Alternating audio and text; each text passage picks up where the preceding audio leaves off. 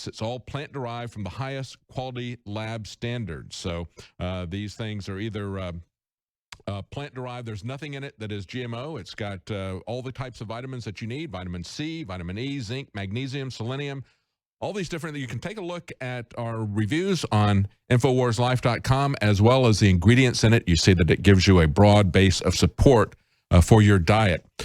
That's how we keep our independence. That's how we help you with high-quality products that will help you and your family to maintain your health and protect you from the kind of toxic things that you're exposed to constantly in the environment, in your diet, in the cosmetics that you come in contact with, from soaps to shampoo. So take a look at the products that we have at InfoWarsLife.com. That's the way we support our operation. We thank you for your support. Now, Gerald, in the last segment, you were talking about the fact that at Trends Journal, you said that Donald Trump had about 2 years to do whatever he wanted because he's got a majority in the House and Senate, and he's got an agenda. One of the key things in that is to get rid of Obamacare. And we see on Politico, of course, they're always going to be pushing an agenda that is anti-Trump and anti-Republican, anti-freedom. They're saying that the GOP may delay Obamacare replacement for years. They would love to see this, and quite frankly, that is the great danger, is that the GOP establishment would drag their heels on Obamacare. They say that both sides of Capitol Hill are coalescing around a plan to vote to repeal the law in early 2017, but to delay the effective date for that repeal as long as 3 years. If they do that, that really is going to be a problem for the Trump administration. I think he needs to move quickly. I think he is going to move quickly. He's talked about what he's going to do in the first 100 days. He's been very active. Here we are, even still 50 days before he becomes president. What's your take on this? Do you think that the GOP establishment, which we all know really would like to see Obamacare continue, do you think they're going to drag their feet and subvert this effort to try to get rid of Obamacare? Again, there's nothing standing in Trump's way. He'll do whatever he wants to do. He'll steamroll over Ryan, McConnell, Graham, McCain. He did it before, and he'll do it again. Yeah. Again, that's the point I wanted to keep making. Mm-hmm. When you're inside that club, you know, and you're an outsider, you know how easy it is to change it. He knows that. I mean, he spent his lifetime around these people. He knows who they are. He knows how he bought them off and did what he wanted to do. So they're not going to be able to stop him at all. And I also want to follow up on what you were saying also about the products that you're selling and the independence of InfoWars and the need for it, particularly in this time as we're seeing the collapse. There is no more fourth estate. The fourth estate being the one that watched over the judicial, the executive, and the congressional branch. They're dead, as we see by the prostitutes that keep selling the Beltway lies. And the products that you sell, because people ask me continually, what can I do to make a change? And I keep saying, well, the first thing is that you have to be in the best shape you can possibly be in, spiritually, emotionally, and physically. And I don't mean religious when I say spiritually. I'm talking, in a different tone. But on the physical and the products that you're bringing to the public, as opposed to, for example, like you were talking about Kellogg and the other crap out there, it's not only essential for the people, for themselves personally, to consider supporting InfoWars and other organizations that are doing not the alternative news. We're the real news now. That's the alternative. But also to get in the best shape that you can get into so that you can keep pushing this movement forward. And the movement forward is happening around the world. Look what they just did over there in South Korea. People went to the streets and they just about threw out their President Park. Look what's going on in South Africa. Look what's going on in France, in England with Brexit. In Italy, by the way, this is very important. This Sunday, there's going to be a referendum in Italy whether or not to go along with Fonzi's constitutional amendment. I mean, Renzi. How could I get him mixed? Maybe Renzi jumped the shark too, huh? Yeah. And if that's defeated, you're going to see chaos in the global markets, particularly in the banking markets in Europe, that are going to be very, very shaking on Monday. So people should really be in touch with that. Plus the election of the Freedom Party in Austria on Sunday. So what I'm saying is these movements all tie together. Yes. And it's happening in America. But again, the people have to go out and support not only with their boots on the ground in America, but also to put their money where their mind is. So going back to what Trump is going to do with Obamacare, he's going to do what he wants. There will be nothing standing in his way from a guy that's been on the other side and seeing the lay of the land. And particularly the two people that he brought in with the Treasury Secretary and Commerce. They're two very strong-willed guys. Like them or not, the things they've done, the fact is they know that the deals stink and they have to be redesigned. Now, I want to talk about also the negatives, and that is interest rates are going up and the dollar's getting stronger. We're now at the dollar's hitting almost a 14-year high against the basket of currencies. The stronger the dollar gets, David, all of this money that was borrowed under quantitative easing and all of this negative and zero interest rate policy, particularly in the emerging markets, they borrowed it in dollars. As the dollar gets stronger, they have to pay back that debt as their currencies get weaker with more of their currencies. So we're looking at, depending on this 95%, according to the experts, that they're going to raise interest rates in a few weeks, the Fed. How much will they raise them? And how much will those raise in interest rates also affect the housing market? You're seeing already warnings coming out from the people in the auto industry. David, you don't have a job? You lost yours? You don't have a house? You have no income coming in, but you want a new car? Come on over. I'll sell you one. Yeah. You remember what they've been doing. Oh, yeah. Now, with interest rates going up, there's already panic starting to hit the auto industry. So this isn't going to be smooth sailing, is what I'm saying. So going back to gold, gold right now is in bear market territory, the amount that it's lost. And the downside, we're saying, could be about another $100, which in comparison to where it could go, we see is very small. And again, this is not financial advice. I'm a forecaster. What I'm saying is that with the other destabilization going on, particularly in the world markets, we could talk about the U.S. index. Take a look at the Euro indexes, the DAX, the CAC, the Italian FTSE. Italian FTSE is down almost 24%, 24 points this year. So 24%.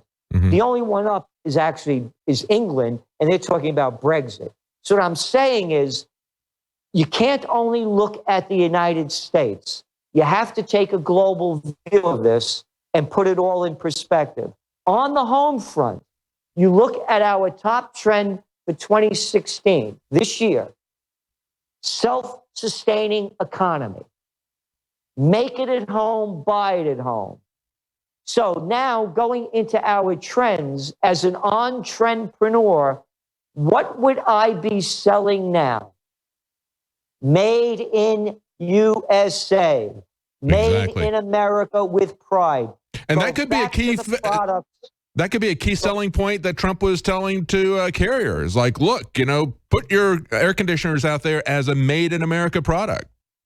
Now take that to the on-trendpreneur level. Take it to the products that InfoWar is putting in front of its customers. When I go out, I try to buy organic every time I can.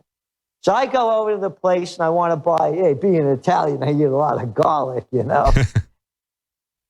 I see organic garlic from China, from Mexico.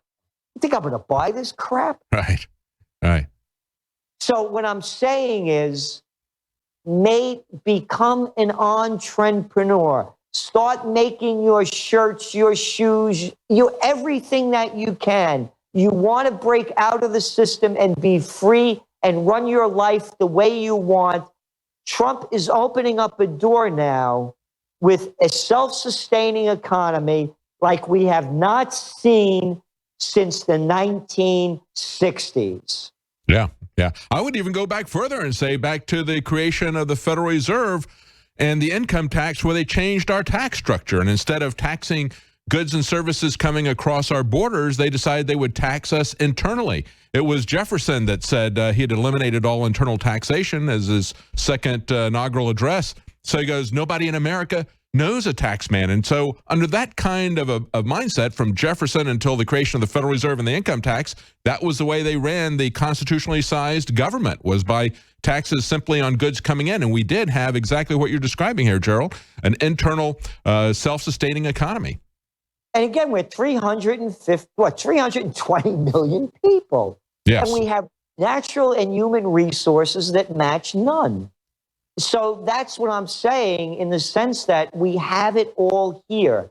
So when you talk about our top trends, I cannot emphasize enough to start making it in America with pride. Start it, doing it in a way, again, one of our trends is true nostalgia. Here, think of the slogan, "Make America Great Again." Mm-hmm. Again.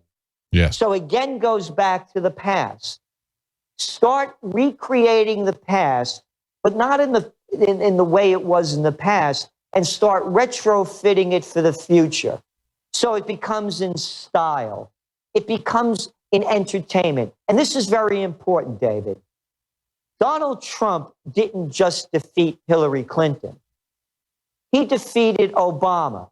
Yes. Obama went out, campaigned like we've never seen an elected president campaign, a president in office campaign before.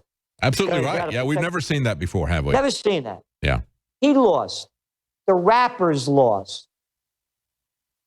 The Beyoncés lost. Hollywood lost. The Katzenbergs, the Spielbergs, they hit an iceberg. Hollywood lost with their $100,000 a plate dinners to eat a lot of crap to vote for Clinton. They lost. De Niro lost. They all lost. Clooney lost. What I'm saying, Silicon Valley lost. The Zuckerbergs, they Schmitz, they lost. They lost. People have to get it in their head. The biggest ones went down.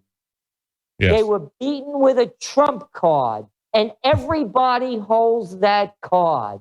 What Trump showed is that he can do it, you can do it, from somebody outside the system. What I'm saying is, if Silicon Valley was so strong, if Hollywood was so strong, if the entertainment industry was so strong, if the music industry was so strong, they would have defeated Trump. It shows you how weak they are and the opportunities available to fill it with new. Yeah, exactly. And of course, it was also the media, and it was the establishment of both the Democrats and the Republicans that Trump defeated. That's why so many of us believe that he doesn't need Mitt Romney. He can transcend him. We're going to be talking to Owen Shroyer in the third hour. He's with the very first victory tour stop that Donald Trump is doing. And I think, Gerald, that's a key thing, to see him after the election going out and meeting with the mass of people. We always heard Ronald Reagan saying he was going to go over the heads of the Washington establishment to the people. Trump is showing that he's really doing that, I think, with these victory tours. Again, this is what I'm saying. He's in total control. Yeah. He'll do what he wants. Will he do what he says he was going to do? That could only be decided by him. Nobody could figure is going to know. I'll tell you one thing that I'm surprised that he didn't do is reach out to Dr. Paul Craig Roberts, Reagan's former assistant Treasury Secretary.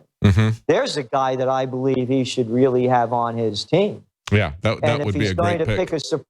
And if he's going to pick a Supreme Court judge, who's better than Judge Andrew Napolitano? Yes. You know, these are the kind of people that would really bring in the wisdom and the outside look from the inside people that would really shake things up. Yeah, when he was looking at Treasury Secretary, I did a thing in the Monday night nightly news. I talked about John Allison, that he had come by and talked to him, and I really was not aware of him, even though I knew about BB&T. We had used them in our business.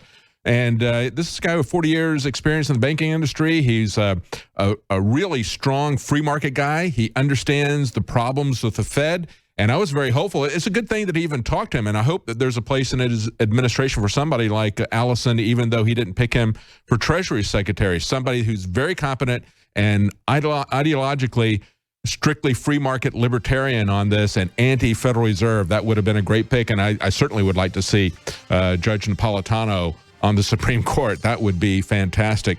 We got some more segments coming up with Gerald Celente. We got to take a quick break, and we'll be right back.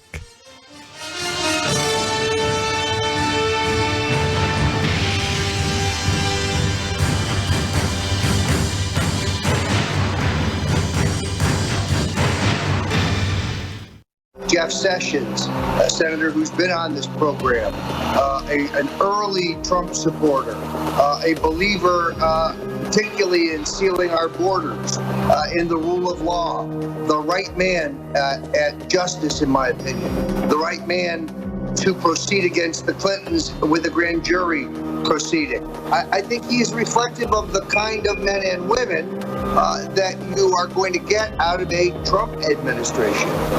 Not men and women who are part of the Washington establishment, not part of the two-party duopolies. Chelsea Clinton has reached out to members of the Trump family in a desperate plea not to have her parents prosecuted. Unfortunately, it does not work that way. We are a nation of laws, not a nation of men. And I think those in the Trump inner circle believe that this is a question that is best left to the grand jury. This is a question that is left not to politics, but to career prosecutors who can examine all the facts. There's a lot of alleged crimes here, 30 years of alleged crimes. As you know, Alex, there's no statute of limitations on treason. So perhaps selling missile targeting technology to the Chinese in return for campaign contributions, perhaps a special prosecutor should visit that issue and see exactly what happened.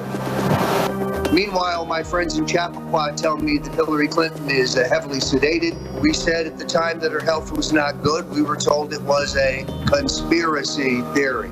Still don't believe her health is good. When you see her without the makeup, when you see her without the careful lighting, she does not look well.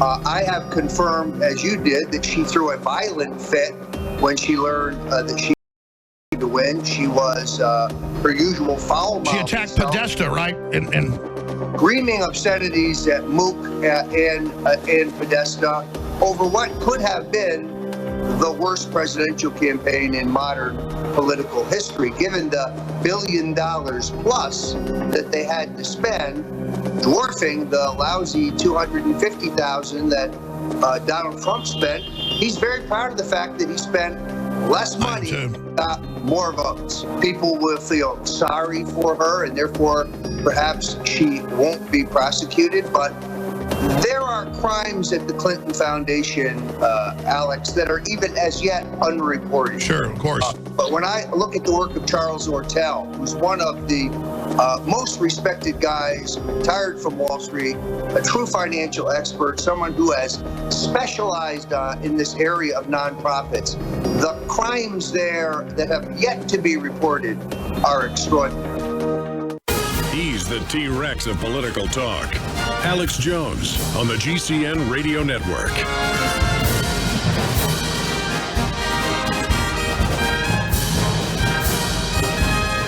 Welcome back to the Alex Jones Show. I'm David Knight on this December 1st. We're already into December. We're about 50 days away from a Trump administration. We've been talking to Gerald Celente, a trend forecaster, publisher of Trends Journal. You can find that at trendsresearch.com. We've been talking about what Gerald sees in terms of the aftermath of the election, what he sees coming up economically in the next year. Let's talk about war, Gerald. We've seen the Russian reset of Hillary Clinton, which turned out to be a reset of the Cold War, this kind of brinksmanship. We've seen Obama escalate the policies of George Bush and others in terms of regime change and nation building. What do you think we're going to have with President Trump? He's talked about the kind of détente. He hasn't used the word détente, but what he's talking about is an easing and a pulling back from this brinksmanship that we've seen, pulling back from this ridiculous idea of nation building. What do you see happening? Again, our system of trend forecasting, we call it globalnomic, making connections around the world and between different fields. So let's go back to the election that just happened this past Sunday in France with Fillon winning. One of his major points was to make peace with Russia in the sense that and the one coming up on Sunday in Austria with the Freedom Party.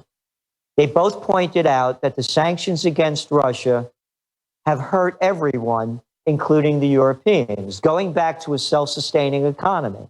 When they put these sanctions on Russia, Russia became more self-sustaining. So they hurt all the people that were exporting products into Russia.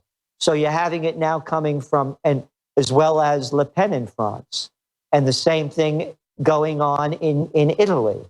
It's one country after another. In the Netherlands, they voted against, having more aid for Ukraine. So what we're seeing is people want peace, and they want it in the United States too. Polls come out that they don't run in this country, showing how badly people in America want peace. So when you listen to Trump, for example, saying things like in the Syrian war, brought to you by the Nobel Peace of Crap Prize winner Obama and Hillary Clinton and Frankenstein Kerry, that Assad has to go. He said, no, we're not going to give, quote, those rebels, moderate rebels, any more support. We don't even know who they are. That's right. Which, of course, we've all been saying for years. That's very positive. There is no profit in war. That's a myth. All it's doing is draining out. It's what Eisenhower said, 5-star general, not these little boys that play commander-in-chief that couldn't fight their way out of a paper bag. All they do is play golf, shoot pool, play basketball, and drive pickup trucks. This is a guy that led, the supreme commander of the Allied forces in World War II. 5-star general, his farewell address that after being president 2 terms, that the military-industrial complex is robbing the nation of the genius of the scientists, sweat of the laborers, and future of the children. So now going back to Trump, if he goes on and says, I'm going to build 70 more warships for the Navy, for what? We're spending, 11 times, more than 11 of the top countries put together on defense. What are we spending, about $600 billion? When you don't put all the other stuff into it, it's over $1 trillion.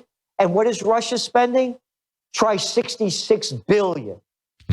So what I'm saying is, if he redesigns the country into the plans of what we put together as Occupy Peace, no foreign entanglements, close the bases overseas, and we don't need NATO anymore. I agree. Hang on. We got to take a quick break, and we're going to be right back on the other side of that. Yeah, you're right, Gerald. Nobody wants this except for these Dr. Strangelove creeps and their bunkers. We don't want it. The Russian people don't want it. The Europeans don't want it. We'll talk more about that on the other side of the break with Gerald Celente. Thank you for listening to GCN. Visit GCNlive.com today.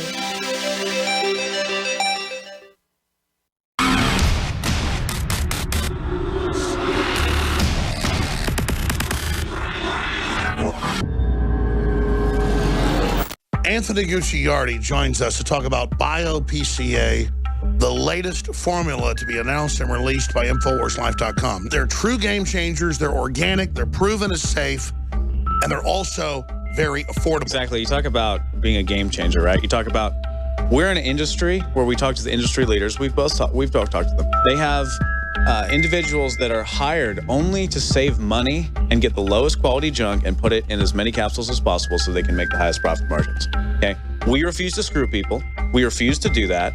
We actually want to make something that's good. I went on what Mother Nature gave us, and it's changed my life, and it's also helped the InfoWar change the country and the world. It's a win-win. InfoWarsLife.com.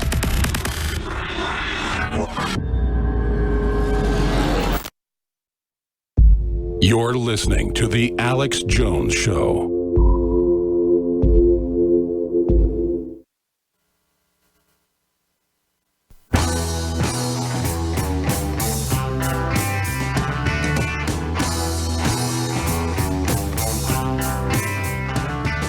He aligns himself with the truth, and it's time for you to choose a side.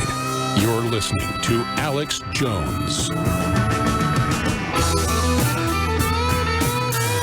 Welcome back to the Alex Jones Show. I'm David Knight, and this is our final segment with Gerald Celente. In the next segment, we're going to have a special report from Alex Jones talking about the latest attack on him from mainstream media, Anderson Cooper, and his response to that. And then at the bottom of the hour, we're going to have Owen Schroyer, who is following, actually, he's at the very first victory tour. I guess, what do you call them? They're not concerts, but it's a rally.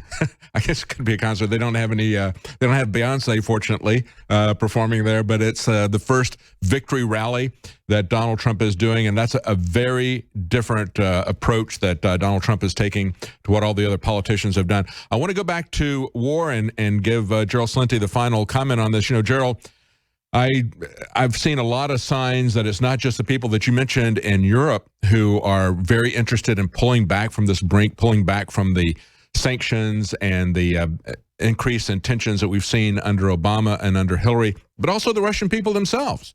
There was an article I reported on a couple of times about how this one town wants to rename a street there that is called Godless Street. That was what the godless atheists named the streets there to promote that. It's called Godless Street, and they want to rename it from Godless to Donald Trump. They got a petition going there because they realize that they've had a loaded gun pointed at their head by Obama and Hillary, and they're hoping it's going to be a new day. Are you hopeful that that's going to be the case with Donald Trump? Yes, I think it's going to be, particularly with Russia, and he's made it clear with that. And again, going back, though, if he's going to spend all this money on a military, you know, again, I was a keynote speaker at VMI, Virginia Military Institute, on New Millennium Warfare. And, you know, there's a saying that generals are always fighting the last war. And the Navy is the last war.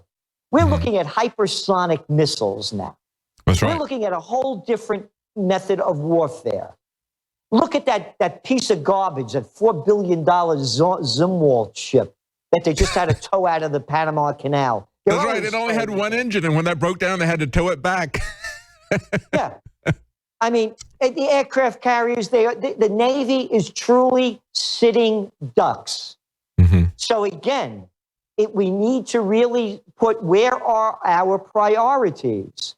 And to me, the priority is to really rebuild America. And the way you do it is by investing not $1 trillion over 10 years in infrastructure, but really making it happen big time in many different areas. So the opportunity is there. Where will he go with it? I don't know. But again, the warning signs are flashing. You know, here's something that just came out. It doesn't make it in the prostitute media. Erdogan, the head of Turkey over there, he said, quote, "We entered Syria to enter the rule of the tyrant al-Assad, who terrorizes with state terror." That's right. You invaded another country. Yes. You don't like the guy? What did he do to you? What's the United States doing there? What's France doing there? And the UK? What I'm saying is we still have those neocons out there in the United States who are psychopaths and love murder. Yes. So that's what Trump is going to be up against, plus people like Erdogan. Yes, yes. And Alex talked about that yesterday. He said that's essentially a declaration of war to say we entered your country to overthrow you. And we know that's what's been happening. We know that was the plan of Hillary, just as they did in Libya. Look at Libya after Gaddafi. He's not a good guy, but look at how much worse that made the entire Middle East situation, setting it on fire, creating ISIS. And we've pointed out, or you've pointed out for the last several years, how they not only created ISIS, but they train them, they fund them, they continually give them more weapons. And so hopefully that's going to change. I share your concern about a defense buildup. I'm even concerned about the federal government being involved in building up the infrastructure. My greatest hope for the Trump administration is that they would cut taxes even bigger than Ronald Reagan did. We know what benefit that would have to get government out of the way so we can run our own lives. Always great to hear from you, Gerald Celente. Thank you so much again. If you want to find Trends Journal, the website is trendsresearch.com. Thank you so much, Gerald. Thank you, David. And we're going to be right back with a special report from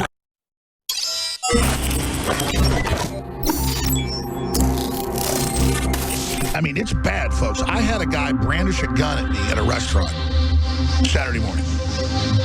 Before that, someone came over and said it's on video. We were doing a live stream and said, F you, Alex Jones. They are flipping out. Ward Moncton, what do you make of this? I mean, do you agree with what I'm saying, or where do you see this going? I think this is very, very typical of the left now. They are not, in any real sense, Democrats. They don't believe in the popular vote unless by their power in the media they can manipulate it, and of course by massive voter fraud. Even that wasn't big enough to get it for them this time. And of course they're furious. And what should we do about this? What we've got to do is to make it clear to them that they either shape up and sharpen up and get back with democracy and start understanding that the will of the people in a republic that is democratic is sovereign, or they can get out of politics altogether and go and grow vegetable marrows. They can't pretend that they like democracy when they don't. And one of the reasons why they lost is that people are beginning to realize that the left hate democracy because every so often, as it has this time, it allows somebody else a turn at the levers of government. They want to go full authoritarian, which tells me it also shows one thing from which you should take both comfort and pride, Alex, and that is that you did make a material difference to the vote. You're speaking out in favor of freedom, okay. As you know, I tease you from time to time because you go over the top. But given the pressure under which we on the centre-right are being put, one forgives you that. But you and those like you, like Matt Drudge and so forth, I like Steve Bannon, of course, and Breitbart, who had the courage to buck the trend of universal Marxism in the media, the Marx stream media, and instead to give an alternative view, which won't necessarily always be congenial to China. Well, that's what freedom is all about. And because of you, Alex Jones, and because of InfoWars and Prison Planet, because of these enterprises of freedom that you have set up as a voice of freedom, it is because of this voice of freedom that freedom has found itself again, and that's why Trump got elected. So don't feel upset that they attack you. That when they attack you, then they're paying you the compliment of saying it was you that helped to put Trump where he is. And you can bet that Steve Bannon knows this, that Trump knows this, that people like Myron Ebell, you know, the team he's gathering around him, they know this.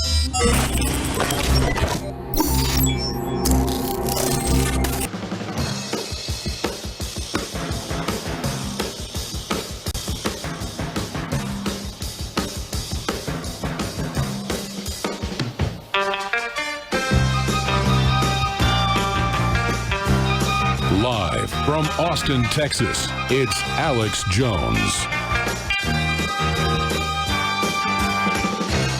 As all of you know, President Obama, the lame duck that'll be out of office in 50 days, has been traveling around the world, Europe, Latin America, North America, bad-mouthing all the fake news.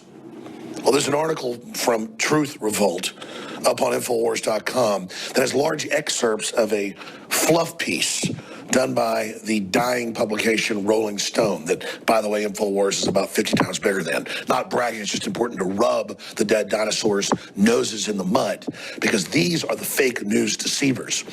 But they go beyond fake news. In this Rolling Stone interview, he goes further than ever before. We've played the clips of his speeches in Greece and his speeches in Germany and his speeches all over the world the last 3 weeks since they were defeated in the general election. And in those speeches, he says, we need strong centralized media to counter the fake media. We need to have ways to control and shut down the fake media. Well, in the new piece that's up on Infowars.com, he tells Rolling Stone that he wants state backing and funding to prop up the media. You can go read it for yourself. So this is just the next level, like the BBC. That Infowars.com is bigger than, according to Quantcast and a bunch of other services. Just thought I'd add that. Again, rub their noses in it. These are pathetic jokes. 3.7 billion pounds a year spent at the BBC. They admit almost their whole mission is just online, bbc.com, and Infowars. Only one small part of what we do is bigger than them. But this is not about a brag fest.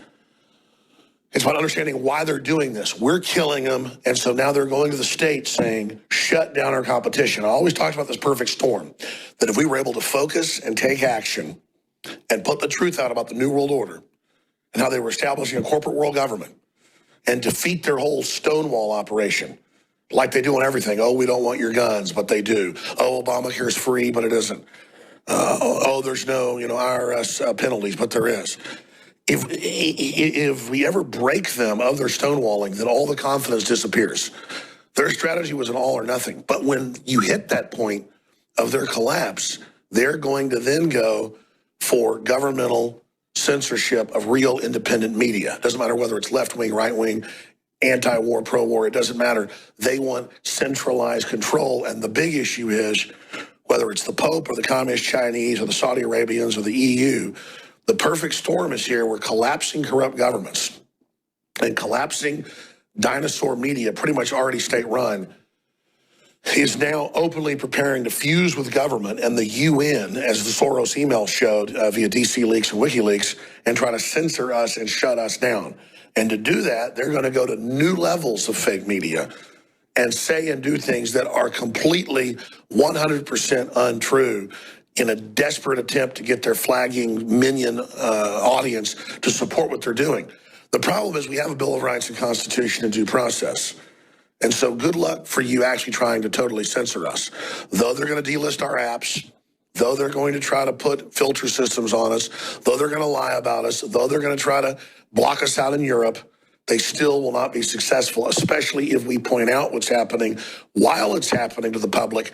Because if we actually fight back, resistance is victory. It'll build our political muscles and our free speech muscles, like the example of the EU's trying to ban, and France is trying to ban pro-life information online. I mean, that's just outrageous, folks. But again, the answer is resist it. Everybody who's pro-life, start posting information. Start doing it globally. Because just as they attack us on a global scale, people that want freedom worldwide, we're also fighting on a global scale. Americans helped fight for Brexit. Folks that were part of Brexit helped fight for Trump. Vice versa. We're going to help fight for Le Pen. We're going to help fight for the folks in Catalonia. We're going to help fight for the Russians to stay out of the New World Order. This is a global nationalistic awakening, what I call 1776 worldwide. But it is truly, truly. The reason I get so excited about all this and start even getting shortness of breath is it's so epic. It's so historical. Do you understand we have the political information that's real? We have the enemy battle plans. They've created a completely synthetic, false cultural, economic, and political system that's designed to not work and designed to disempower people. The system we are promoting, the American system, that I keep saying was the apple of the world's eye. I have thousands of articles I could be covering right now. But why am I going back to something I keep hammering? Because this is the central fight. We expose globalism. We expose it's unelected. We expose it's illegitimate. It's going to fall. But before it completely falls, it will try to shut us down in a desperate attempt to keep itself in power. And we're now reaching that point. First they ignore you, then they laugh at you, then they attack you, then you win, as Mahatma Gandhi said. And regardless of what you thought about Gandhi, he was dead right when it came to that. Self-determination and the free will driving it is basically unstoppable.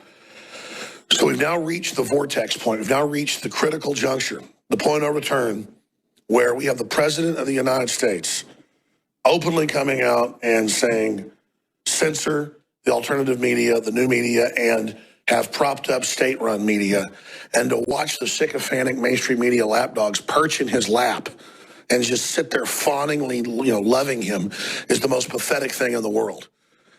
And that's all the globalists have left is state-run media and control, and then, of course, staging events or hyping events to demonize their opposition. That's it. That's why Anderson Cooper last night, and again, there's so many of these pieces I can't even keep track of them, but what I should announce here is this. Infowars.com and Stephen Bannon of Breitbart are the most attacked, of course, along with Drudge, just perpetually, are the most attacked organizations out there. It's not Rush Limbaugh anymore. It's not any of that. And nothing against Rush, but he's talking to a very old audience of great folks, but that's all moving on. The future, what's currently happening, the real intellectual war, where we're gaining ground is drudgereport.com, infowars.com, breitbart.com. And the direction Bannon's taken Breitbart, even more hardcore, more anti-globalist, more so than just anti-liberal, because liberalism, modern liberalism is only a small factor in that, a subset of its control arm. They're fake liberals. And it's this paradigm shift that will overthrow them. They've got to keep us in a fake, false system because that will keep people basically in a box and won't be able to get out of it. The minute you see the full system, it's game over, it's over. So again, we are on the verge of moves that will bring us to victory against this system. We'll still have problems, obviously. There's no perfect system, but true free market compared to crony capitalism, using socialism and communism as control arms, there's no comparison. So I'm going to play a clip coming up here with Cooper breathlessly 5 times in 1 minute saying, will you denounce InfoWars to one of the Trump surrogates, one of the Trump administration people. And, of course, the guy won't disavow. But I want to explain something in closing to mainstream media. I want you to listen very, very carefully because you are the fake media. You follow talking points and teleprompters. But I want you and your bosses to understand something, dumbasses. It's very clear. There was a Washington Post article about this yesterday saying that Breitbart and InfoWars could end up being Trump's biggest enemies. And it says in there, when Trump doesn't 100% deliver, which is impossible to do, that we're all going to turn on him and that they can't wait till that happens and that they're going to prod us and manipulate us into that. Hey, guys, I could see that was your tactic months ago. I'm not stupid. As long as he tries to get things done and get some things done or dies trying, I'm going to support Trump 110% because he's not a globalist out to get the country and nobody's perfect. And so, but you tell everybody what you're really up to in that article, which I keep telling the listeners. We brought Trump to where he is. InfoWars is the heart of the liberty, anti-globalist, populist awakening. So we don't need to be thanked or even recognized. That's all just some, issue of ego. We are the movement. You are the movement. We're winning. So if Trump was to come out and denounce us, he would be denouncing himself. He would be giving the media power. He would be letting them set the parameters and set the systems of debate. That's what they're all about. Labeling, names, political correctness, controlling paradigms. You give them that, you lose control of everything. And Trump understands that. But we're not the average little dumbed down morons like their followers are, where you talk to us like we're 3 years old. Do you understand? We're going to continue our movement regardless of what Trump does. We're going to continue to expose how illegitimate the New World Order is. And whether Trump delivers or doesn't deliver is quite frankly a non-issue because we're going to continue marching on. So understand that. We're sophisticated. We understood we were promoting ideas and systems well documented to work and well documented to create incredible freedom and choice.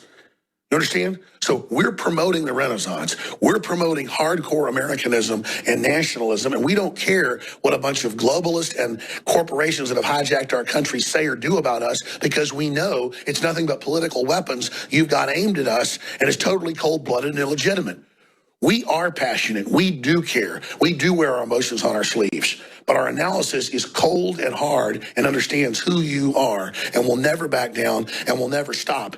And once we convert somebody to take the goggles off, the blinders off, actually see the world for themselves, there's no turning back. So that's the key to understand here, is that he's got this Trump operative on, trying to get him to denounce me and twisting things I've said in some hope to take control of the narrative and to be the guy on the high hill, dictating to everyone else down below who they can talk to, who they can be with, who can support them.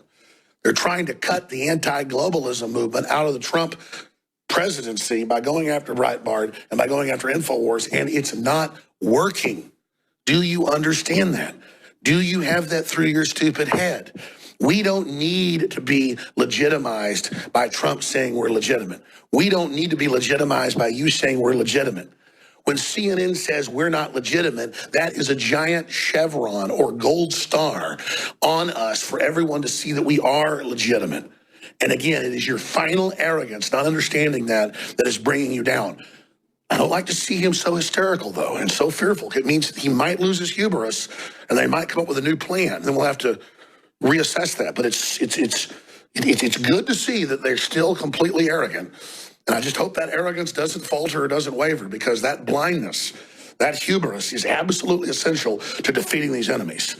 So let's go ahead and play this clip and then go back to the live transmission here with David Knight, Paul Watson coming up, and so much more on this live worldwide Thursday edition. But huge things are happening. We have the ideology of truth. We have the ideology of history. We have the ideology of facts. It is incontrovertible that history has shown this over and over again. All we're doing is bringing common sense and salt and light back into the world, ladies and gentlemen. And it's so simple what we're promoting. It's the winning ideology. It's the ideology that God empowered this nation to promote. It is the ideology that has given us the amazing providence that we've had, and the enemy is screaming in fear. Everything they've done is to try to dismantle this nation, bankrupt this nation, and bankrupt the engine of freedom, because they cannot compete with it. And it is so good to see them panicking and engaging in all this disinformation and only intensifying what they've done, because it is nothing but violent death throes of the most traitorous, anti-human, narcissistic, sociopathic, psychopathic, mercenary legions of filth that have absolute bad will towards the American people, and every single one of you, regardless of what color you are. So have that righteous indignation. Have that true focus, not hatred, but the cold, hard, strong will in your chest to know we're going to run these people over politically. We're going to dominate them. We're going to smash them. We're going to crush them. Nothing's going to stop us, because we are standing for what's right, and God cannot be stopped when his people take action and do it in his name, Jesus Christ. But this is a huge war, and we're turning the tide, and see how far we've come. I've always known this. I've always understood this. I've always told you we're here to win. We're here to take the planet back. We're here to defeat these people. And no amount of state-run churches and propaganda is going to stop that. And that's why these cowards hate us so much, because they know we're the rightful heirs of Providence, and they can't stand it because they're a barrel of snakes. Just look at Anderson Cooper. Just look at Charlie Rose. Just look at Janet Reno. Just look at Madeleine Albright. Just look at Obama. Just look at Michael Moore. Just look at the not just what they do, what they stand for. Simpering weasel-like snakes, absolute abominations and monsters, and everything they're involved in, and all the horrible things they do behind the scenes. These are truly demonic people who are now falling in front of us all.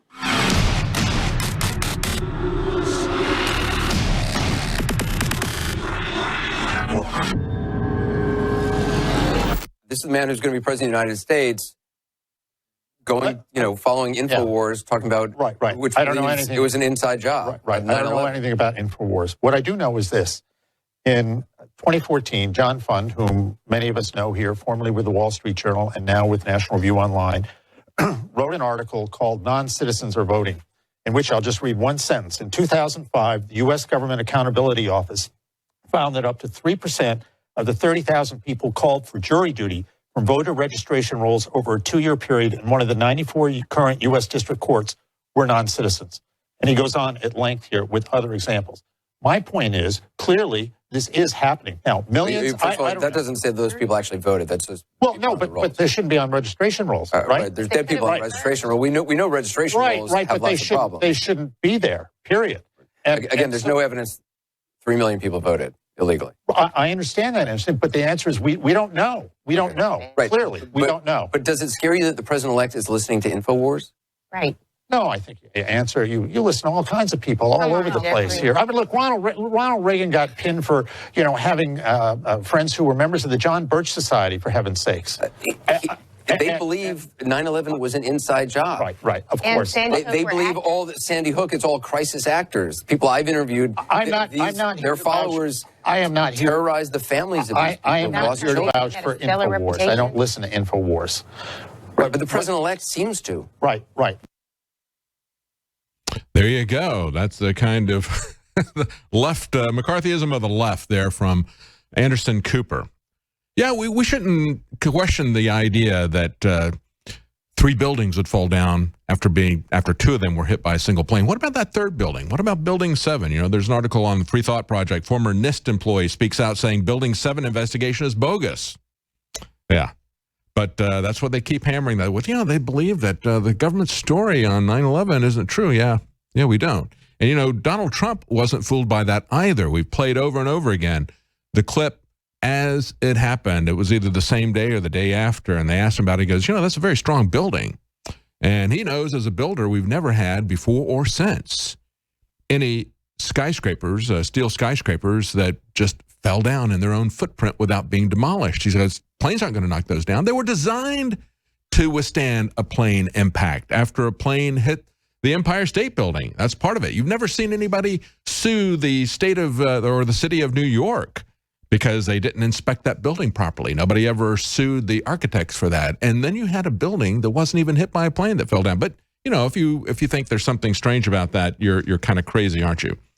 And, of course, as we've seen this metastasize, as I pointed out earlier today, we now have Bloomberg joining CNN and Hillary and the DNC and Podesta. All of them are saying, you know, the Russians are behind all this stuff. Jill Stein is saying that as well. So now Bloomberg is saying social media has been weaponized by Russia. It's always the Russians, right? Joined by another failed cybersecurity company, FireEye. But here's the scary thing. Yesterday, we had the House pass an intelligence bill that was going to thwart this imaginary Russian influence over social media and the people and push back against this idea that there's fake information being put out there by the Russians. It's being passed around by social media. You understand how this is playing out.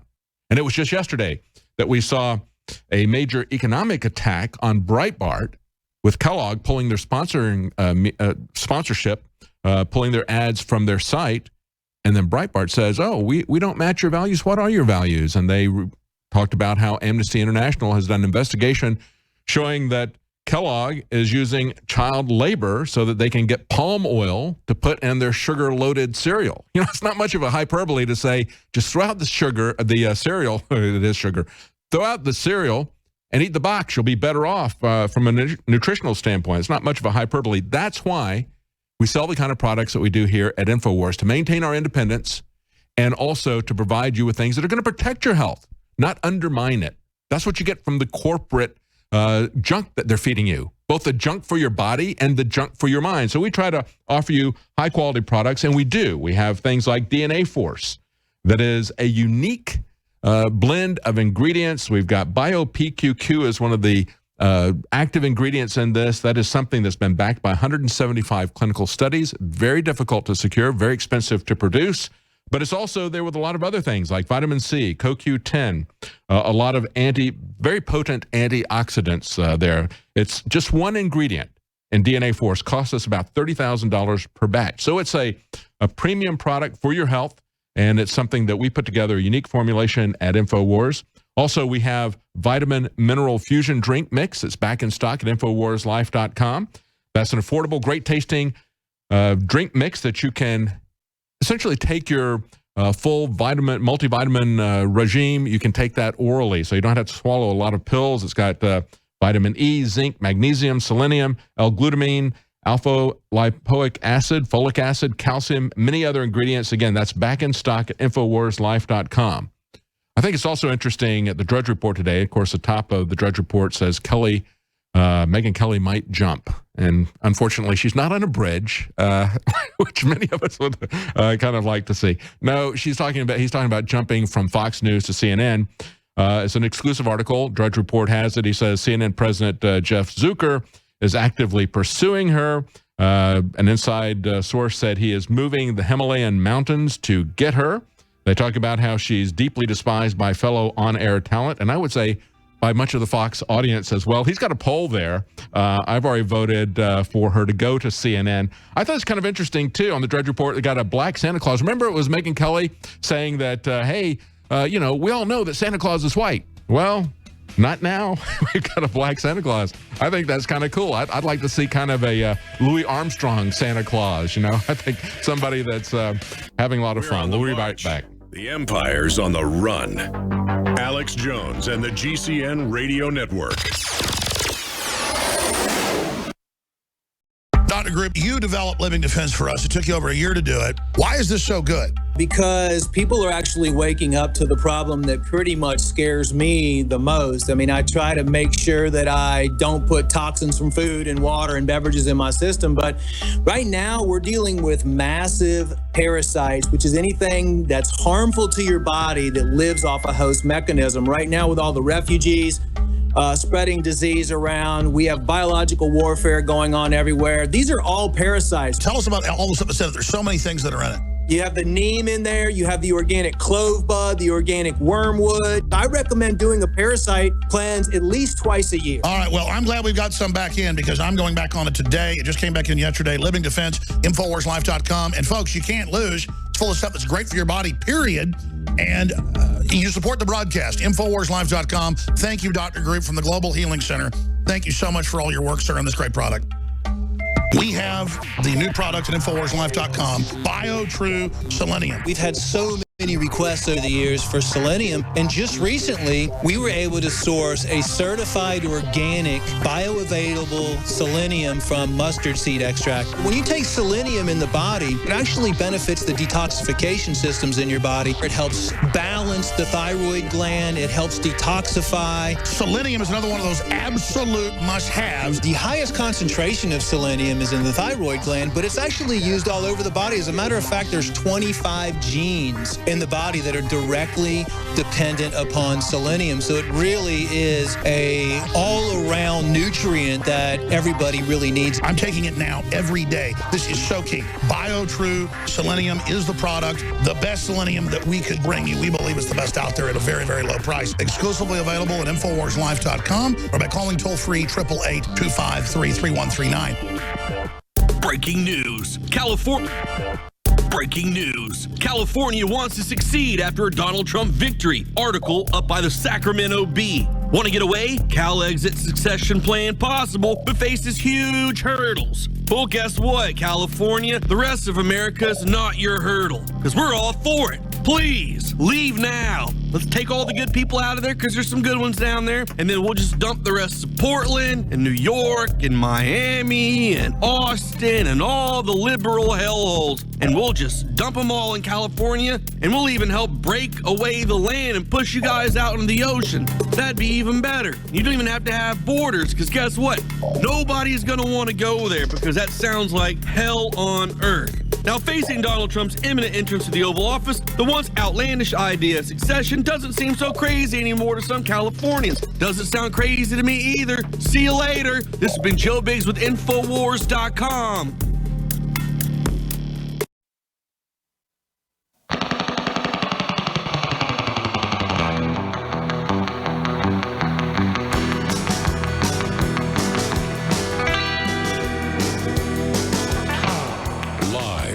Austin, Texas, broadcasting worldwide. It's Alex Jones.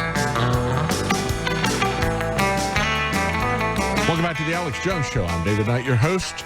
Joining us from Cincinnati, Ohio is Owen Schroyer, and he's there to cover the victory rally tonight. Now, right now, Donald Trump is in Indianapolis, Indiana, or on his way there. His first stop is going to be at the Carrier plant, where they were just able to save 1,000 jobs. And he is going to be going, though, later tonight to Cincinnati, Ohio, where our reporters are. And we're going to have an update on that tonight on the Nightly News. But right now, let's go to Owen Schroyer in Cincinnati, Ohio. Welcome, Owen. Well, that's right, David. You know, we heard that commercial during the break of Obama saying, how is Trump going to bring jobs back? What is he going to wave a magic wand? Well, I guess Trump has a magic wand then, because he's bringing jobs back. So how about that for Barack Obama? Trump has a magic wand. Yeah. Of course, Barack Obama never did anything to save a single job in his entire time there. Some of the people who were on the free market side said, well, look, You know, there were some incentives. Now we learned about $7 million worth of incentives given to Carrier. That's over a 10-year period. So if you divide that out by 1,000 jobs, it's about $7,000 per job over a 10-year period. So it's about $700 a year. But they also are Carrier is going to make a $16 million investment. So they're investing more than twice as much as they're getting back in a subsidy. And for those 1,000 people, that is making a huge difference. What we've seen from Obama is essentially threatening to bankrupt entire industries and doing so, taking over our healthcare system, turning it into a major tax and a mandate, and doubling the price of healthcare. More than that for a lot of people. It's tripled or quadrupled for many people, but we're seeing massive increases in the price of healthcare. That's his singular accomplishment that he created with his executive order, but he never did anything to save anybody's jobs. Well, he might have saved some jobs for some big bankers who had to get bailed out. But nonetheless, Trump hasn't even become president yet, and it's perfectly fair to say that he's done more for the average American worker than President Obama did in 8 years as president, and Trump hasn't even become the president yet. Now, we are here in Cincinnati. As you said, David, Trump is going to start what is being dubbed his victory tour here tonight in Cincinnati. It's going to be held at the U.S. Bank Arena, which is right behind me. It's pretty much in the heart of downtown, right here by the Riverside, next to the Great American Baseball Field, and then the football field right down the street as well. And there's already some patrons out here, not too much foot traffic yet. The rally is not till tonight. But if I can get my cameraman to look down here, you'll actually see that there's some nice capitalists. We've got some American capitalists out here, some vendors. They're selling some Trump gear, Trump hats, scarves, T-shirts, hoodies, bags, mugs, pins. They got it all ready to go. And it'll be interesting for me, David, to see, Donald Trump had probably one of the biggest presidential election campaigns ever as far as rally turnout was concerned, as far as, getting people involved, getting people to show up, how many rallies he held. So now he's continuing that momentum. He's going to keep these rallies going. It'll be interesting to see if he still gets the type of turnout that we saw during the campaign rallies as he might get with these victory rallies. So it'll be interesting to see what the turnout is like. But the vendors here are expecting people to show up. We do know that there's going to be protests going on as well. We've got our pulse on that. So we'll keep up with the number of people that show up as well as the protests that are going to be developing here tonight. It's very interesting you're talking about in terms of whether or not he's going to have the crowd there. And that's, I think, a key thing, because what Trump did during the campaign was very different. We've never seen a candidate pull the kinds of crowds that he's done, have that many rallies, as you point out. But we've also never seen a candidate immediately after the election go back to the people. And I think, Owen, that is a real key point. If he can work with the people, they can together, the people and Trump can transcend the people who oppose him that are part of the GOP as well as the Democrat establishment. It's not just the Democrats who are opposing him. It's the people at the top and the GOP. So he can go over their heads. He can go to the people. As we pointed out, that was something that Reagan promised to do. But I think this is a very important thing that he's doing this, to see him deliver on the promises that he's made in the past, and to see even his picks that have come out, say, as we saw with the Treasury Secretary pick yesterday, Mnuchin, saying and reiterating step by step, point by point, what he was going to do with the economy. If Trump can stay on target with this, if he can fulfill these promises, it's going to be a really big win for all of us, I think. And it's essential, because if we don't get that, if the people feel like they've been betrayed again, like we've been betrayed over and over by the GOP establishment, by Paul Ryan, by Mitch McConnell, they would campaign to say they're going to get rid of Obamacare, then not do it. If that's the sort of thing that happens, I think we're going to see a massive lurch back to the left, which would be a really bad thing for us in 4 years. So we hope that that Trump is going to do this. I've never seen anybody move this quickly, even before taking office. We're still 50 days out. Well, and I know that you might be fundamentally disagreeing with this, because that's not the role the president is supposed to play. But Donald Trump might be the first hands-on president. I mean, are we looking at a guy who, instead of sitting in his ivory tower all day long, flying around the world on Air Force One, visiting all these leaders around the world, are we looking at a president who's going to be hands-on, visiting the inner cities of America, going to city to figure out what is wrong with the city, what the people want to hear, what the people want to see, what the people want to happen? I know that, like I said, I think fundamentally you are more like a president, leave me alone, stay out of my business, just sit at the White House all day and play tiddlywinks. I'll worry about my life. But it would be diametrically opposed to what we've seen in the very recent past, specifically with Obama, but any president. I mean, I don't think there's ever been a president, like you said, to immediately start doing essentially rallies again after he won.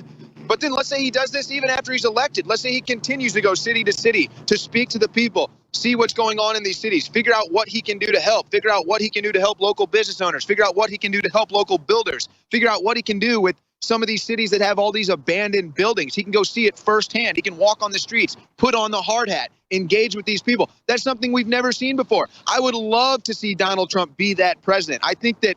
Well, yeah, when I say that I want him to leave us alone, I don't mean that he doesn't need to get involved, that he shouldn't use a bully pulpit to do that. And I think if he used a bully pulpit to nudge Carrier along and to tell them, hey, I'm going to create a great environment here in America, you want to be a part of that, you've got a positive role to play here by selling yourself as a U.S. Company. But thank you, Owen. We're going to be looking for what happens tonight on the Nightly News. And again, this is Owen Shore. He's in Cincinnati, Ohio. They're going to be covering the first victory tour as Donald Trump goes to supporters in Cincinnati, Ohio tonight. Right now, we've got Alex Jones on the line. He's calling in. He's not in the studio today, but let's go to Alex Jones right now. Alex. That's right, from an undisclosed location, my friend working on some very important information. But bottom line, I'll have more reports to integrate in with you tomorrow and more. The reason I had to call in is I just heard that Darren McGreen promo piece, that 1 minute deal he did. We've got to really build on that. It just hit me. What are the new intro videos? What's the new theme about how we're defeating globalism? Well, it's always whatever the truth is. And the truth is, he's delivered on getting Ford to stay in the U.S. He's delivered on Apple now saying they're looking at coming back. Carrier, and it's called the Trump effect. There's an article on Infowars.com today. Hundreds of companies now saying they're planning to stay as well. Now it's okay. It's cool to stay in America. Now Americans will buy American. This is going to do a lot of stuff, but it gets worse than that. Then, the Communist Chinese People's Daily came out today. The article's on Infowars.com, and they said, you will, quote, never regain your greatness. They actually said, you will never regain your greatness, like a bad character from a comic book.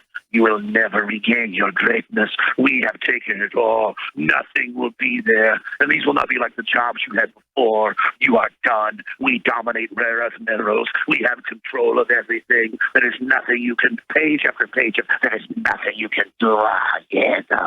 So, but then they have top diplomats saying, actually, that's China super scared because they realize how they bought off our politicians and gave them control of the factories. A lot of these globalists make billions every few years off these per person.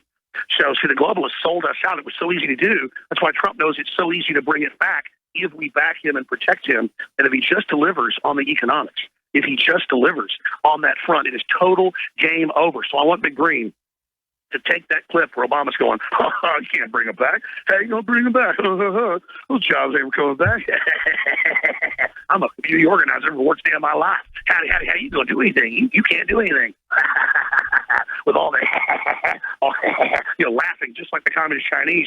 They're not laughing now, just like with Brexit, just like with everything else we're doing. We're bringing it home, fair deals. You name it, it'll build up the entire world. Globalism sucks the world down. Globalism expands the world. Globalism empowers. No, that's not what it does. Globalism absolutely enslaves.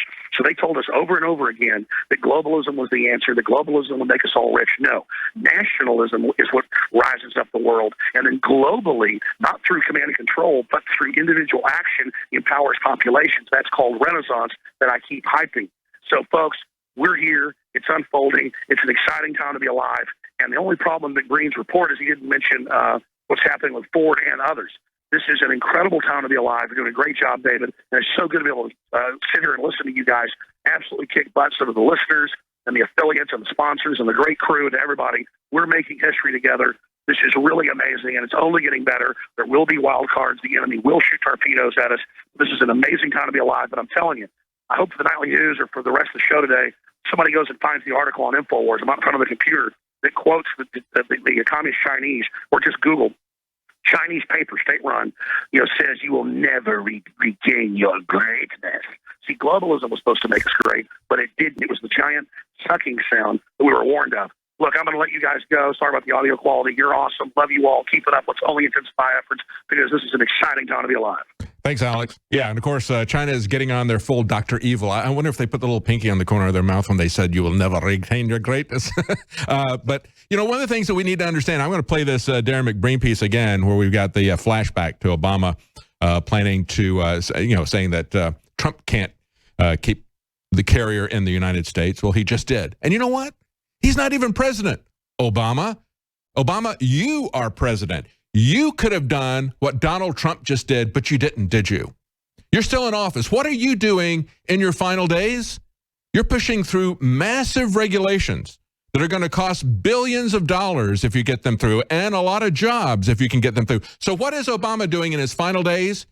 He's trying to put as many chains on the American economy, as many chains on the American worker and businesses as he possibly can to go out. And I hope that Donald Trump comes in with his pen and just says void, void, void, void, void on all these regulations, because he has the power to do that. He could do that with Obamacare, and I hope he does that as well. But let's go back to this flashback with Obama mocking Donald Trump, saying, you can't save jobs. And remember, it's Obama who hasn't lifted a finger, even though he is still president, and Trump is still 50 days out. So here's that flashback of Obama.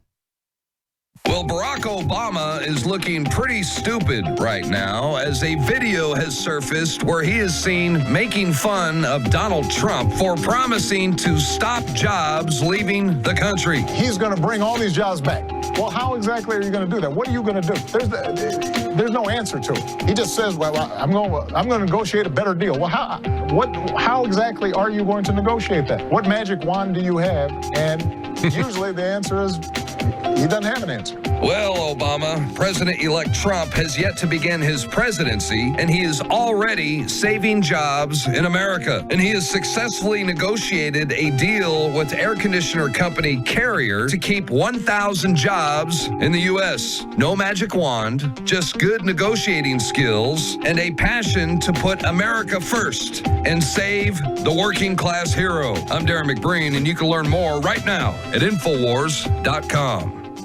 Again, that breaks it down perfectly. Thank you, Darren. And of course, think about what we would be seeing right now if Hillary had won the election. What would she be doing? Well, she would be going around raising money and with parties of the wealthy in the Northeast. She'd be traveling to see foreign governments who are going to make connections and contributions to the Clinton Foundation. She'd be basking in the glory of the media, seeing all the rock stars, and everybody would be writing all of these fawning pieces about the first woman president. So she'd be patting herself on the back instead of drowning herself in her sorrows, as reportedly an insider is saying. And we got an article from Kit Daniels talking about how she's kind of in the bottle a lot lately. It's right there, trying to drown her sorrows, lift her spirits by consuming a good number of spirits. Well, it's not just Obama that was saying Donald Trump can't save jobs, and he never tried. Of course, Obama never even tried to save a single job, so he wouldn't know about that. He's never run a company. He's never actually created a job, and he's never saved any jobs. Remember when they said how many jobs that they had saved? And it's like, well, I don't think you saved any jobs. And certainly he didn't save anybody's jobs at Carrier when he could. He didn't wave his magic wand, but Donald Trump did wave his magic wand. But I want to take a look at Chuck Schumer. Chucky Schumer and Harry Reid were talking about how they think they can successfully block some of the nominations of Donald Trump. And I want to play you that clip, and then we're going to tell you why they can't. You don't have that clip? Okay, let's go to that clip in just a moment. One of the things that they're pushing back, and you're going to see this in this clip when these guys get it, is the fact that, okay, you got that clip? Okay, let's play the clip first. And there ought to be bipartisan support against a secretary who's going to privatize Medicare and not fund Planned Parenthood. Not fund Planned Parenthood. Are you saying you think there's any conceivable way you guys could block the first nomination? I think it's possible. You'll have to ask a number of... You can't get back to the microphone because they took it over. But on privatization of Medicare, that sorry. On privatization of Medicare, that goes way beyond where mainstream Republicans are. Okay, what you're seeing there, and that was a great visual as well, if you're watching that, because they really are so disoriented and in such disarray, they can't even decide who's going to be talking.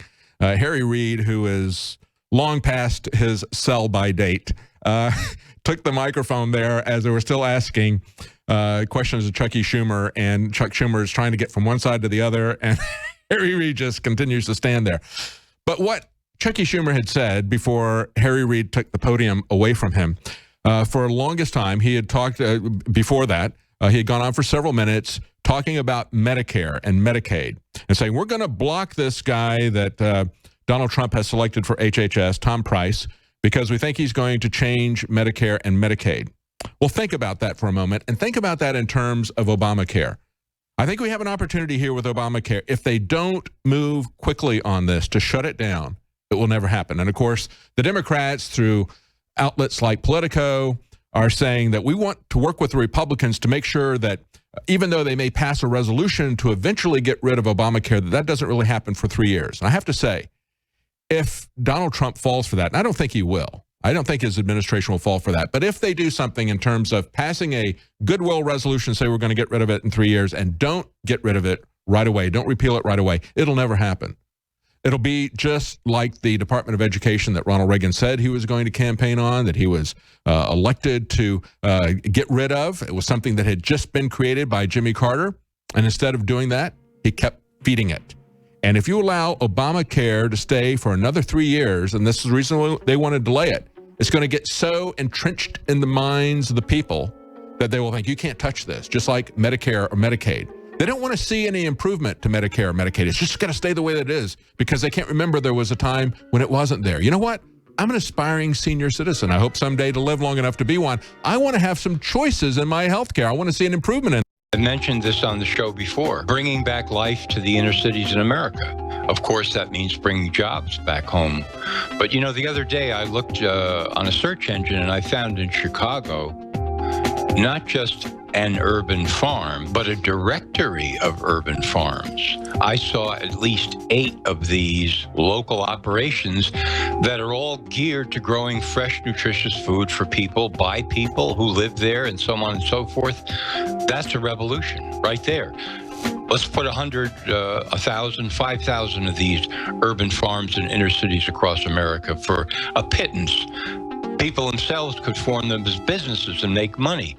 If Trump is listening to this, here's a clue. You want to bring back inner cities?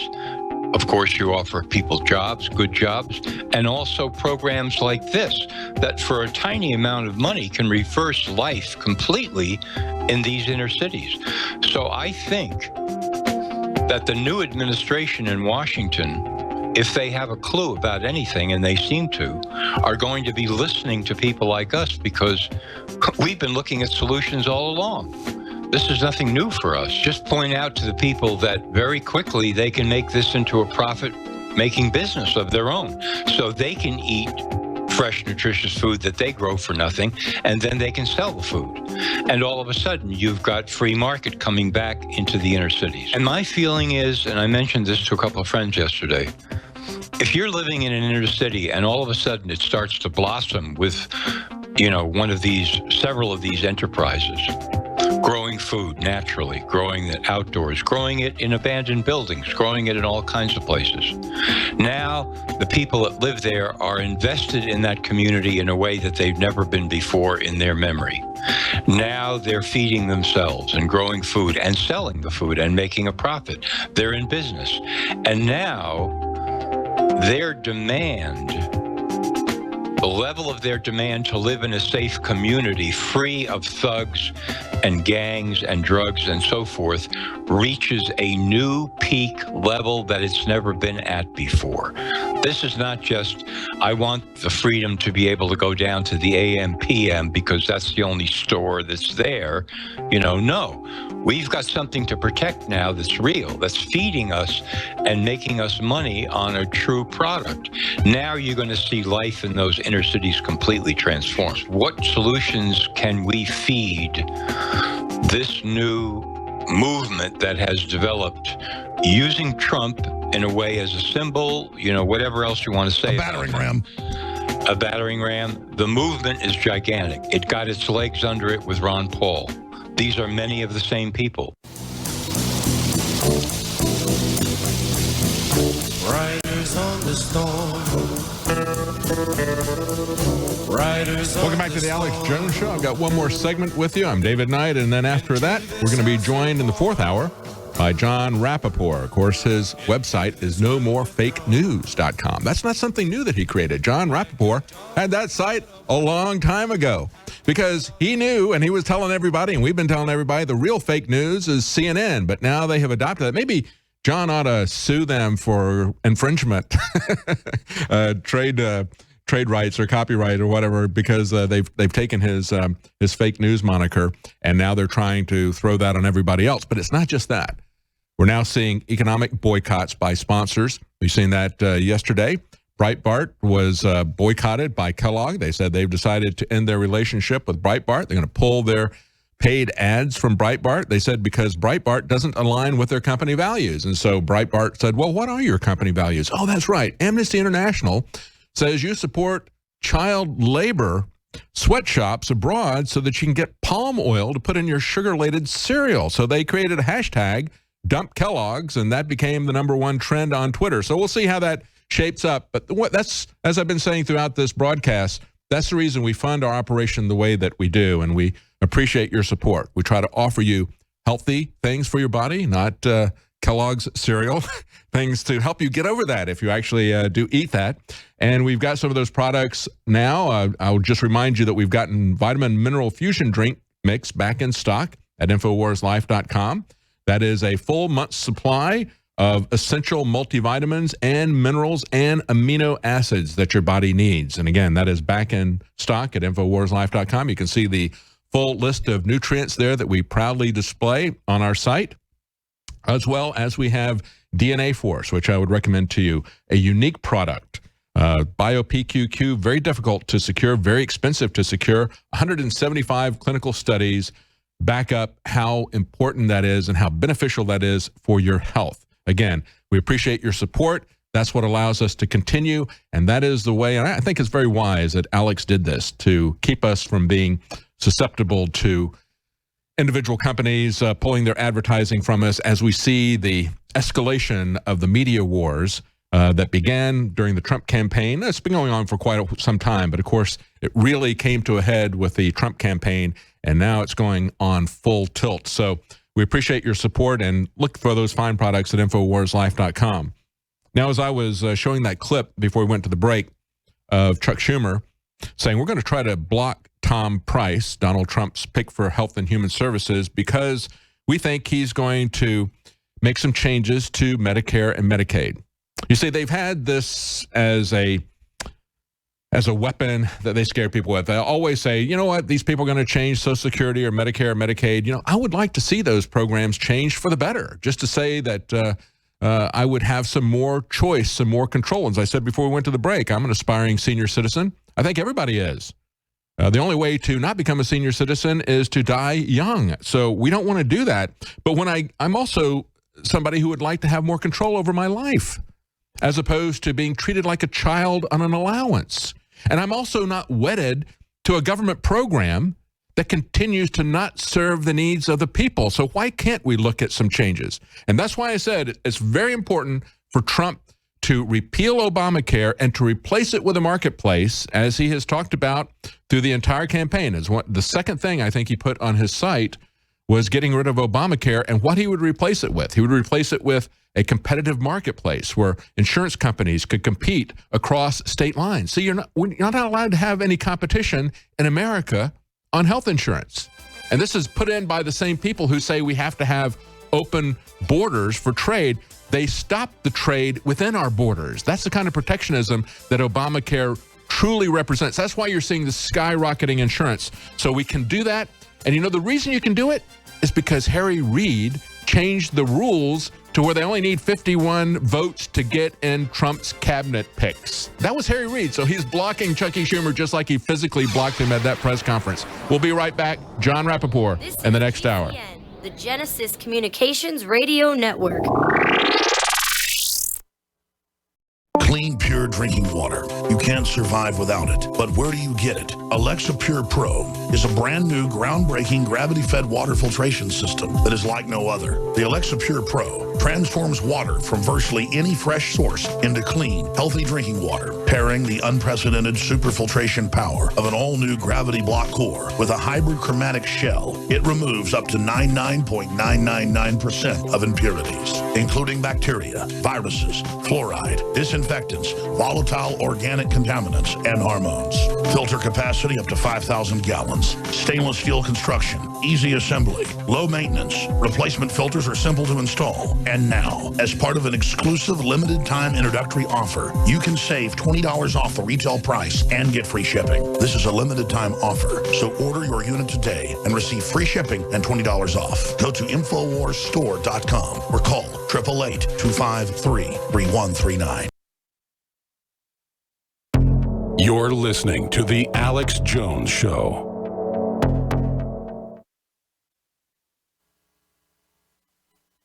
The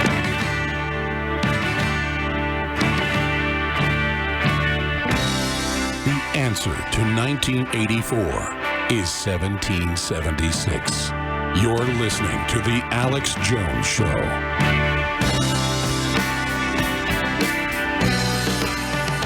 Welcome back to the Alex Jones Show. I'm David Knight. In the next segment, we're going to be joined by John Rappaport, NoMoreFakeNews.com.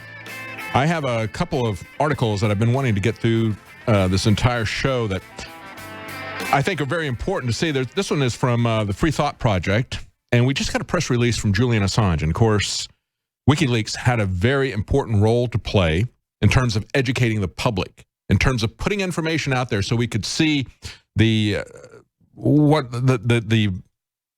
criminal actions of Hillary Clinton and the Clinton Foundation in the background, so we could see what they were doing, conspiring together with the media to lie to the American public, to tell us that they're having debates when they're feeding questions for town halls to Hillary Clinton, that sort of thing. So they played a very important role.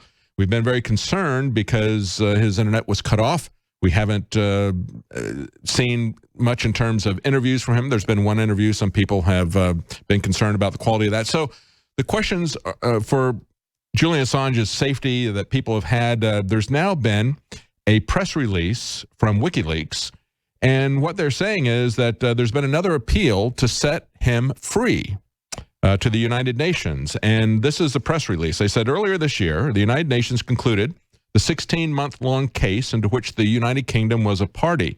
The UK lost, appealed, and today lost again.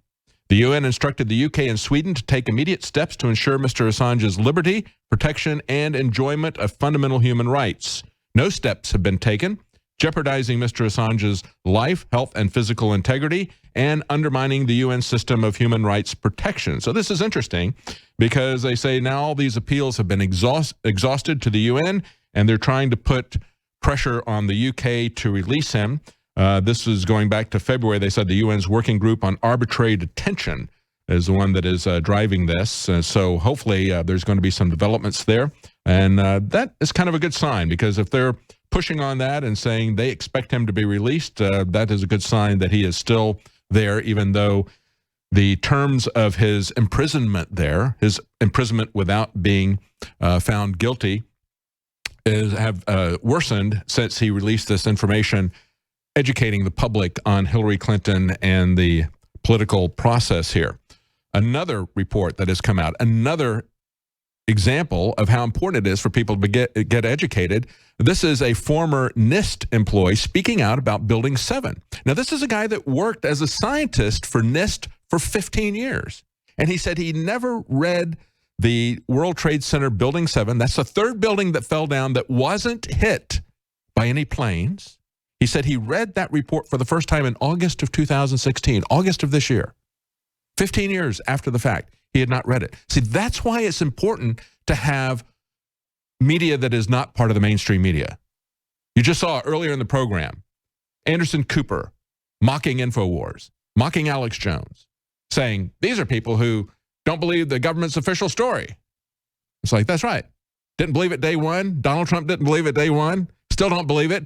And there's a lot of people out here, even people like this educated scientist who worked for 15 years for NIST, the National Institute of Standards and Technology. They're the ones that most of these people who say, oh, you guys are just a bunch of crazy conspiracy theorists, they go back to NIST and they say, see, NIST said there's nothing to see. It's just natural that a steel building would fall down when it catches on fire, even though that has never happened before or since. And this building was not hit by a plane.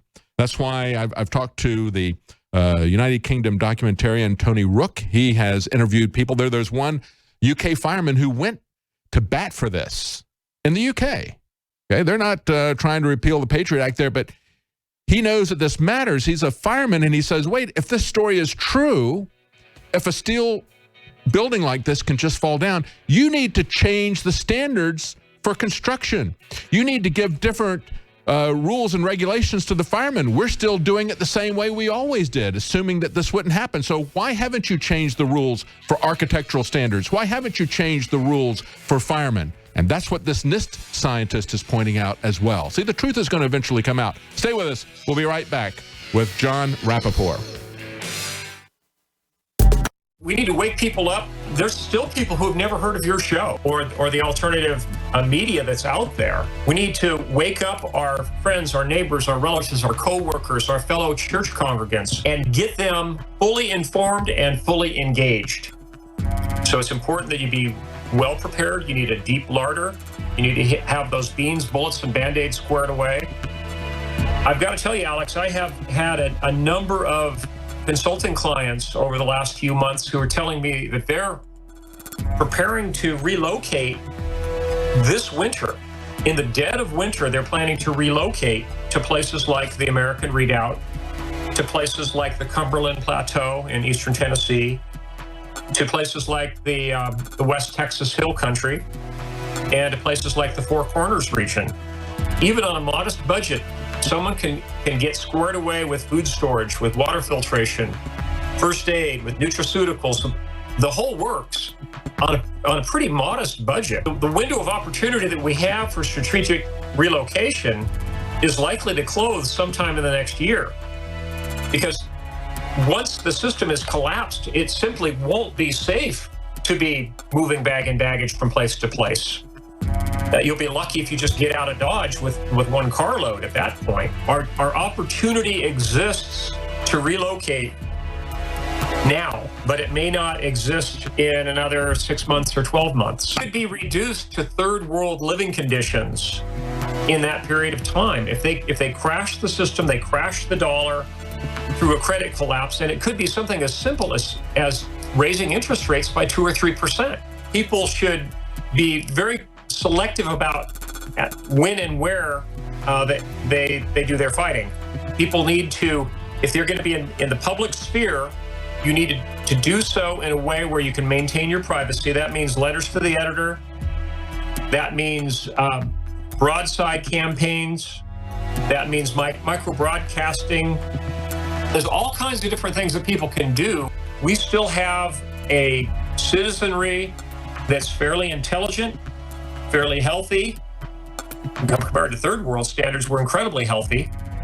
And we have a citizenry with the means. We actually have one of the wealthiest societies on the planet. We have a citizenry with the means to make a difference because we're not starving to death.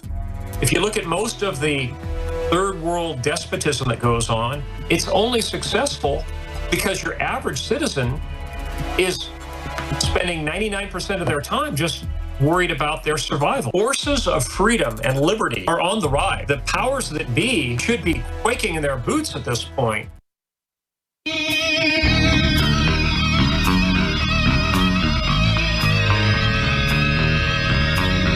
If you are receiving this transmission, you are the resistance. From the front lines of the information war, it's Alex Jones. Welcome back to the Alex Jones Show. I'm David Knight, and our fourth hour is going to be hosted by John Rappaport. Of course, John Rappaport is no stranger to the InfoWars audience. He writes frequent articles for Infowars.com. He's worked as a freelance investigative reporter for over 30 years. He points out in his bio here since 2000, he's operated largely away from the mainstream because, as he puts it, my research is not friendly to conventional media. And, you know, conventional media has not been friendly to him either, or to us. But the truth will come out. Just as I said in the last segment, as I was talking about Julian Assange and WikiLeaks, their contribution to this last election. And now even a former NIST employee is speaking out against the baloney science that has been pushed by that organization for the last 15 years. He said, hey, I just looked at this stuff in August, and this is nonsense. This isn't up to our scientific standards. So John Rappaport is joining us now, and I'm going to get out of the way and let him host. His website is No More Fake News. Boy, John, that was really prophetic. You thought of this long before they started this fake meme of fake news, didn't you? That's a gold website. I was thinking of suing them. That's right. You could probably take this and sell it to the Pentagon now for millions of dollars. You know, they could make it their central site to push their fake news memes. I'm sure we could. Yeah, we'll have to see about that. All right, I'm going to get out of the way and let you host. Thank you so much, John. Okay, thank you. Good to be here, everybody. Anderson Cooper, my hero, Mr. Fake News personified. Isn't he a great guy? Incredible. Interned for 2 summers with the CIA before he ever got started in the news business. 2 summers, not one. One said, I like it. Went back, I like it again. But I guess I won't go in for a career with the CIA. But the news, mainstream news. Last I heard, that was a kind of a CIA operation, isn't it? Mockingbird, Project Mockingbird, and so on and so forth. So when Anderson Cooper stands up and says to a Trump team member, you mean it's possible that Donald Trump goes to InfoWars for his news? This is a terrible thing. What is Mr. Fake News Anderson Cooper actually doing? Well, what he's actually doing is he's trying to defend big news. He's just saying, don't go there, stay here with us. We own the news. Don't go anywhere else. We have the news. You might recall, who was that idiot on CNN not long ago who was saying, you, the public, do not have a right to read the WikiLeaks emails about Hillary Clinton because that would be illegal. No. Instead, you've got to let us read them, and then we will tell you what they say, and then you will know what we know as we want to give it to you. Remember that? Remember that incredible statement that should have turned off, I don't know, whatever audience CNN has left? An incredible statement. So this is the kind of news outlet that Mr. Fake News Anderson Cooper is defending. This is CNN. This is CNN. Don't go to InfoWars. Don't go to anywhere else. Just stay with CNN. You know, he's doing advertising for CNN, basically.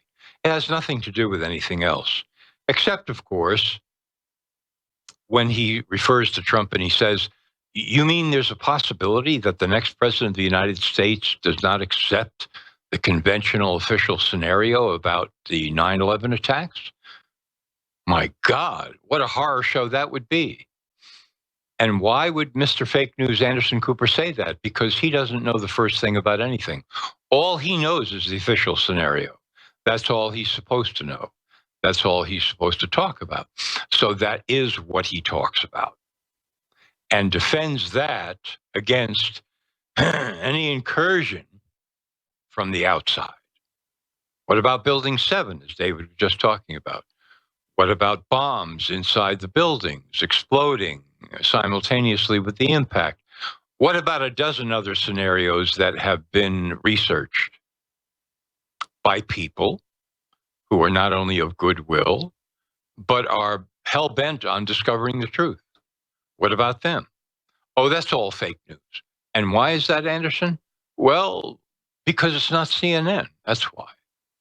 And then, of course, we have the case of Newsweek sending out, what was it, 120,000 issues of Madame President, the so-called commemorative issue on election night, and now revealing and confessing that they didn't even write it.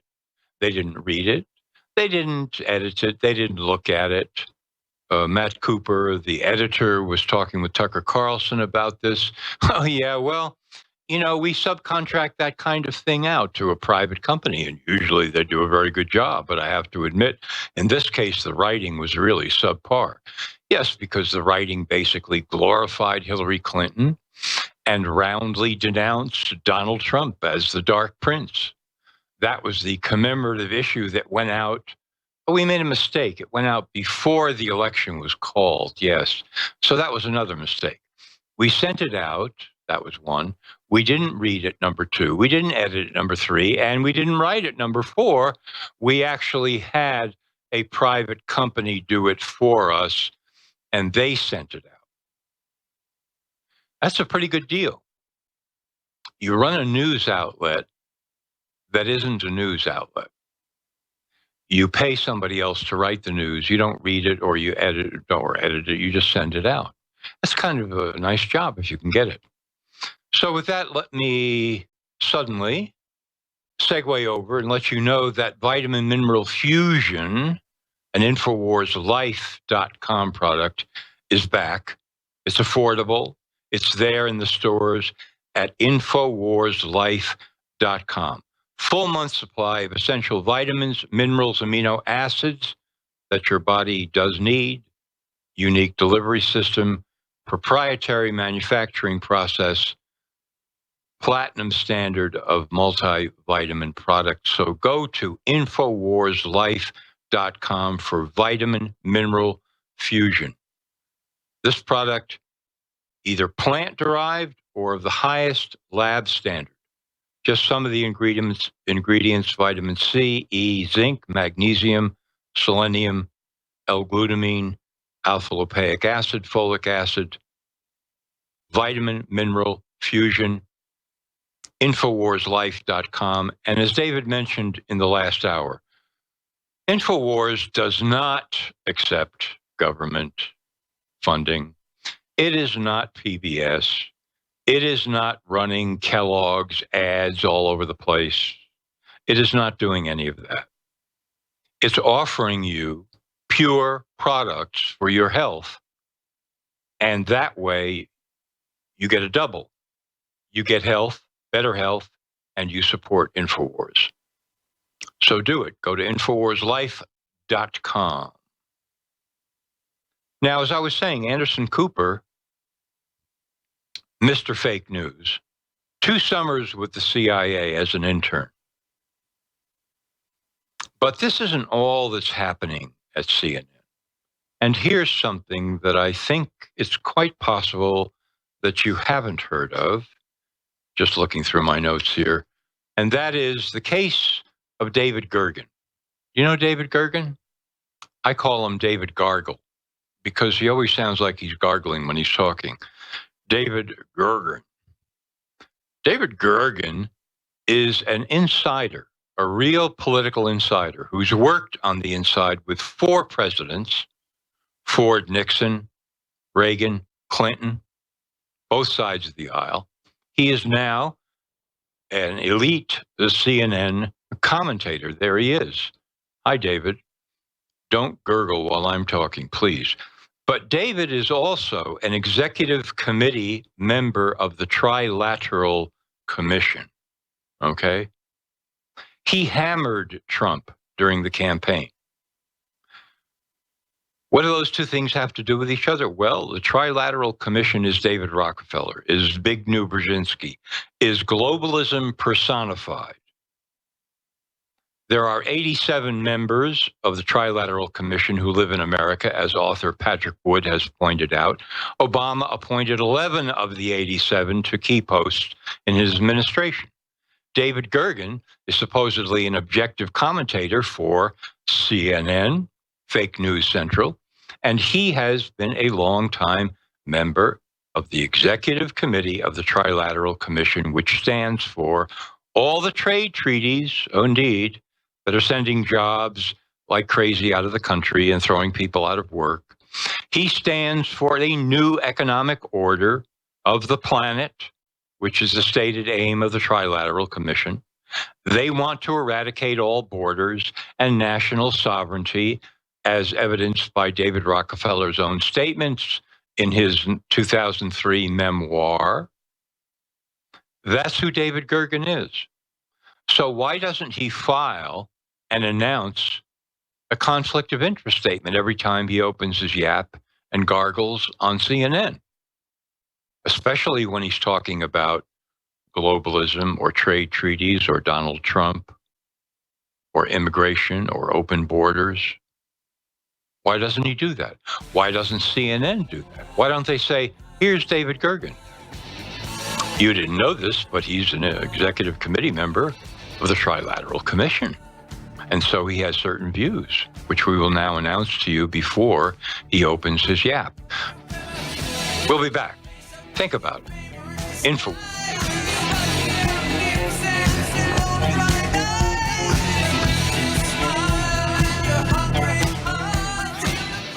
First try was the League of Nations, second try was the United Nations, and the third try is now to make the United Nations the full world government that was intended. Most of the nations in the United Nations and in the European Union are members of the ruling parties, are members of the Socialist International. When they start talking about globalism, they try to soften it by talking about, well, we're talking about globalization and about increased trade and cooperation among nations. No, they're not talking about cooperation. They're talking about coercion, of building global governance, global institutions that will have world power, legislative, executive, judicial power, military and police power to override nation states. First of all, to erode and then destroy national sovereignty. They do not want a United States with a constitutionally limited government being able to in any way resist their plans for global governance, which is total takeover of the financial, political, educational, all systems, everything that we rely on as part of our culture and our economy and our government. They want that to be all under global controls. They cannot allow us to continue running our own lives. And that's what national sovereignty, of course, is all about. And so you see Richard Haass, president of the Council on Foreign Relations, Zbigniew Brzezinski, Henry Kissinger, constantly attacking national sovereignty. And they say, as President Obama said in this recent article that you referred to in the New York Times, that, we saw World War I and World War II, all of the death and destruction that those conflicts brought to the continent of Europe and to all of the world. It was the result of nations failing to cooperate. And he said, we don't want to see a repetition of that.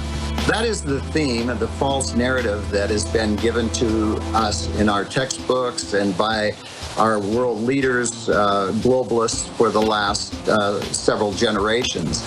And of course, that isn't true at all. The World War I and World War II were actually initiated by the globalists. Peter Sutherland, of course, is the ultimate globalist insider. Goldman Sachs, European Council on Foreign Relations, Trilateral Commission, Bilderberg, all of the organizations, the globalist New World Order organizations that the establishment media says don't exist or are benign, inconsequential, social mingling groups. And Peter Sutherland and George Soros, with his International Migration Institute, were the ones that put this together. And of course, George Soros last year said that the New World